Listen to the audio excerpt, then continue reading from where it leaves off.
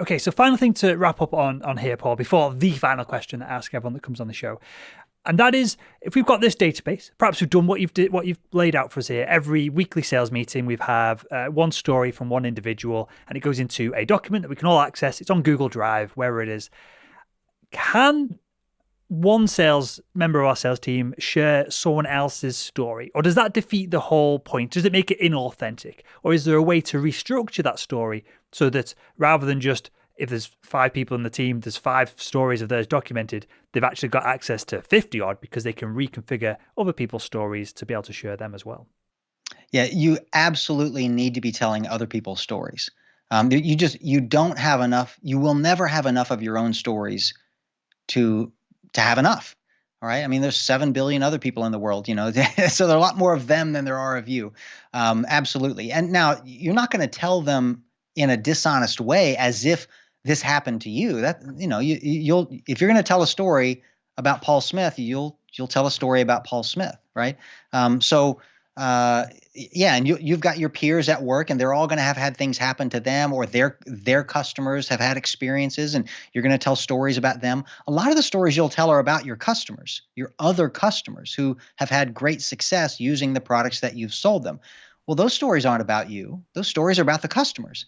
In fact, well, now the story that I guess I did tell you, the Pig Island, I mean, it was sort of about me, but the main story I told you was about the pigs and the entrepreneur and the photographer, right? Now, I was at the beginning of the story because I walked into the guy's booth and I walked out with the picture and with, 60 fewer dollars in my wallet or whatever. But the main story wasn't about me at all. It was about other people. So yeah, of course, you should be telling stories about other people all the time, and you need to solicit them and make them part of your repertoire. Is our principle here that perhaps we glossed over earlier on, that our stories should be focused on the customer as opposed to how great our sales team is?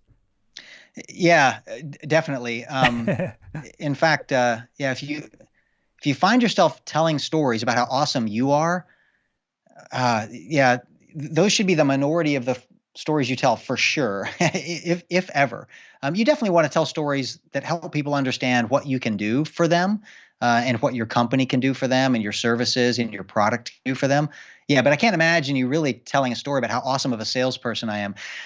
Yeah, hey, Bob, before I try and sell you something, let me tell you how awesome of a salesperson I am. I can sell anything to anybody. Let me give you a few examples of that. Yeah, that wouldn't serve anybody's purposes very well. No, but and yeah, as you say that, Paul, that a lot of this is kind of pulling 2 subjects together here that I'm focused on at the moment with stories, but also LinkedIn and social selling. In that, a lot of people's LinkedIn profiles start off with the accolades from a sales perspective, the accolades that they have as a salesperson, as opposed to, I've helped this person do this, I've helped this organization achieve these things. So does all of this then translate into our presence on social media and written content as well as just conversations?